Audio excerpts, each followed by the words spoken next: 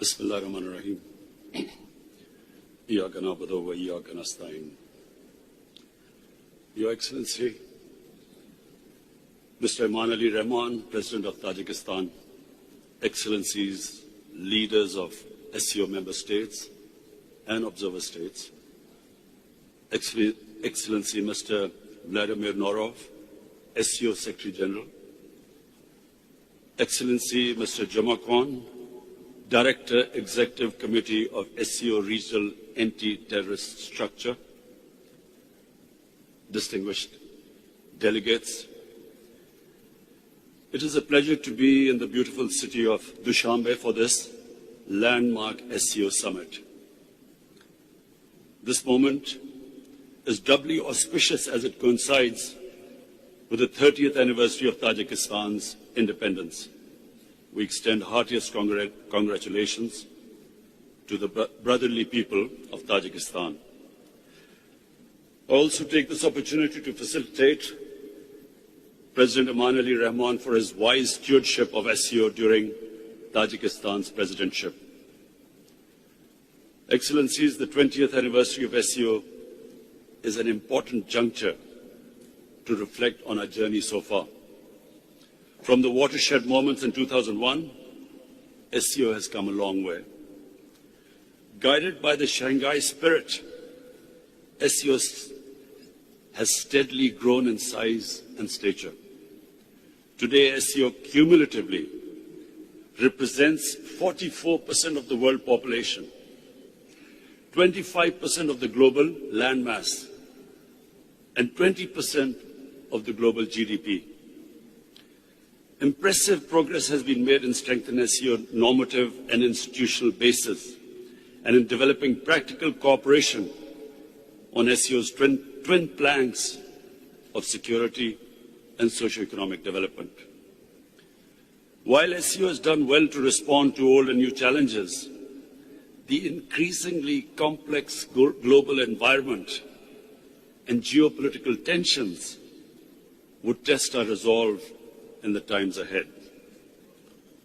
For our part, we must resist any drift towards bloc politics and stress that peaceful coexistence and cooperation, not confrontation, should be the main drivers of global politics.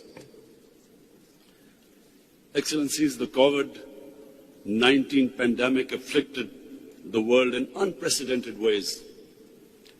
In sheer human suffering, the cost just cannot be calculated. A staggering 4.6 million people have lost their lives. 223 million people have been infected. While the public health systems were overwhelmed, economies worldwide faced downturn and recession. And most of all, the poor were hit the hardest everywhere, whether living in the impoverished south or the affluent north. For the first time in 20 years, the world saw a rise in absolute poverty. We in Pakistan adopted a collaborated strategy of smart lockdowns with simultaneous focus on saving lives, securing livelihoods, and stimulating the economy. A very difficult road to navigate. Our social protection program, which was called Asas, Compassion, helped millions of families to survive. I also launched a global initiative for debt relief to help create fiscal space for developing countries, to mitigate the negative effects of the pandemic and achieve sustainable development. The advent of COVID vaccine in a relative short time is a miracle of science. We believe science should continue to guide the world's efforts as it combats the pandemic. Attempts to politicize the question of virus origin should be avoided, as it is divisive at a time when the world needs to unite. The vaccine should also be available to everyone on equitable basis as a global public good. Excellencies, climate change is another existential threat that our planet faces.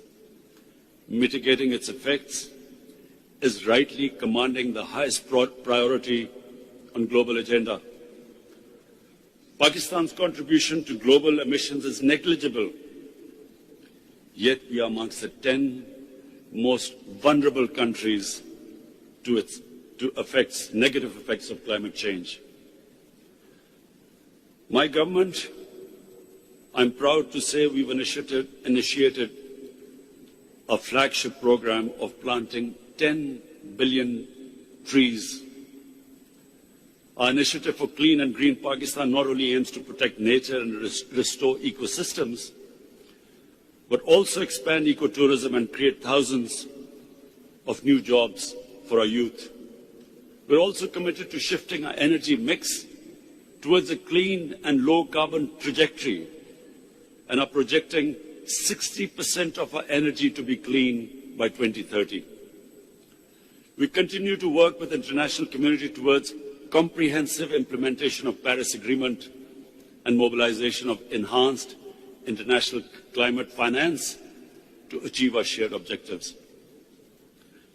Excellencies, as the world marked the 20th anniversary of 9/11 attacks, we are all reminded that despite international community's earnest efforts, the threats posed by terrorism still persist. Associating one religion with terrorism has enabled far-right, populist and supremacist groups around the world to propagate, multiply and accumulate influence. In some cases, such extremist and bigoted ideologies have ascended to capture the state power in so-called democracies. The fight against terror should not be won if we ignore that these threats and challenges, the biggest of which is state terrorism, perpetrated against people living under foreign occupation in disputed territories. For decades, Pakistan has suffered from terrorism that was planned, supported, financed, and orchestrated by state entities from across the border. Outside the active zone of conflict, no other country has suffered more than Pakistan. We have suffered 80,000 casualties, an economic loss in excess of $150 billion, apart from millions of people being internally displaced. Yet our resolve remains strong. We will continue to be a reliable and a willing partner of the international community in the fight against terrorism and extremism. Excellencies, threats to international and regional peace and security is a vital interest of SCO. We believe faithfully implementing UN Security Council resolutions for peaceful settlement of outstanding disputes is a necessary condition for peace and indispensable for creating an environment of cooperation. Unilateral and illegal measures to change the status of disputed territories in violation of Security Council resolutions run counter to this objective. Such measures must be condemned and opposed firmly for being in violation of the SCO Charter and its well-established principles of interstate relations. Excellency, most significantly, Afghanistan is rightfully the focus of our attention in view of the recent developments. The sudden change of the previous regime, which took everyone by complete surprise, the takeover by Taliban, and the full withdrawal of foreign forces has established a new reality in Afghanistan. That all this happened without bloodshed, without civil war, without mass exodus of refugees, should be a matter of relief to all of us. We in Pakistan were fearing a bloodbath like it happened after the Soviets exited from Afghanistan in 1989. It is now in the international community's collective interest to ensure that there is no renewed conflict in Afghanistan and the security situation is stabilized. Equally urgent priorities are to prevent a humanitarian crisis and an economic meltdown. We must remember that the previous Afghanistan government survived on 75% of foreign aid. With the removal of foreign aid, there is a danger of economic collapse. And this is the time to stand with the people of Afghanistan. We commend the UN Secretary General and UN agencies for leading from the front in mobilizing international support for the immediately needed humanitarian assistance.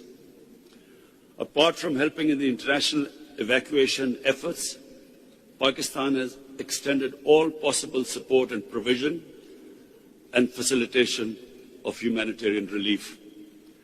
Going forward, we believe positive engagement of the international community with Afghanistan is extremely important. This is a rare opportunity to finally end 40 years of war in Afghanistan. This moment should not be squandered. It would be unwise at this critical juncture to spread negativity or indulge in mischievous propaganda, as some spoilers sought to do. This will only serve to undermine the prospects of peace to the detriment of the Afghan people. For their part, the Taliban must fulfill the pledges they have made, and most of all, for an inclusive political structure where all ethnic groups, all sects of Afghanistan are represented. And this is vital for peace and stability. Apart from that, the human rights of all Afghans should be protected, and they should ensure that Afghanistan is never again a safe haven for terrorists. As a country that has continuously suffered from the spillover of conflict and stability in Afghanistan and borne the burden of nearly 4 million refugees for almost 40 years, Pakistan has an abiding interest in peaceful and stable Afghanistan. We will continue to support a stable and prosperous Afghanistan, and we must all realize that the history of Afghanistan suggests that the people of Afghanistan fiercely protect their sovereignty. Afghanistan is one country that cannot be controlled from outside. Excellencies, sustainable peace and stability in Afghanistan will also help us realize our vision of an interconnected, prosperous, and economically vibrant region. In Pakistan, we have shifted our focus from geopolitics to geoeconomics. Our new economic security paradigm has 3 central pillars: peace, development partnerships, and connectivity. Pakistan's geostrategic location as a natural bridge connecting Central Asia with South Asia finds its manifestation through the platform of SCO. Pakistan offers the shortest route to the sea for many of our partners in Central Asia. I commend the initiative by the President of Uzbekistan to host the International Conference on Central Asia, South Asia connectivity in Tashkent last July. There is no doubt that the web of rail, road, and sea and air links across the SCO region will usher in a new era of enhanced trade, energy flows, and people-to-people exchanges. This hard and soft connectivity will contribute significantly to progress and peace in the region and beyond. These trans-regional linkages will be reinforced by the China-Pakistan Economic Corridor, the flagship project of BRI, which is making steady progress. Excellencies, as we commemorate the milestone 20th SCO Summit, I propose 5-point way forward. 1. We must reaffirm our complete support for effective multilateralism and the principles of the UN Charter, including equality and sovereignty of states, respect for territorial integrity, non-aggression, non-use or threat of force, and people's right for self-determination. 2. We must strengthen our collective endeavors to mitigate the adverse economic impact of COVID-19 pandemic, including through the SCO joint advisory measures. 3. We must chart out a coordinated SCO approach towards stabilizing the situation in Afghanistan, including through enhanced engagement to address our common concerns and safeguard our shared interests, steps to provide humanitarian support and ensure economic stability, and measures to enable Afghanistan to become a reliable partner in peace and prosperity. 4. We must advance the agenda of regional connectivity. In this regard, taking the process forward, Pakistan would like to host a conference on the theme Transport Connectivity for Regional Prosperity. Transport Connectivity for Regional Prosperity. And 5, we must, recognizing the immense potential of our youth, explore all possible avenues for their increased interface and empowerment. Pakistan would like to host a conference on youth empowerment through digital economy. Excellencies, before concluding, I take the opportunity to congratulate my brother Raisi, President Raisi, as Iran embarks upon the process of admission to the SCO. I also congratulate brothers from Saudi Arabia, Egypt, and Qatar on joining as new dialogue partners. I also thank Secretary General Norov on successful completion of his term and welcome Ambassador Meng as the new Secretary General. Finally, I congratulate my brother President Shafkat on Uzbekistan chair of the SCO for 21-22 and assure him of Pakistan's full support. Thank you.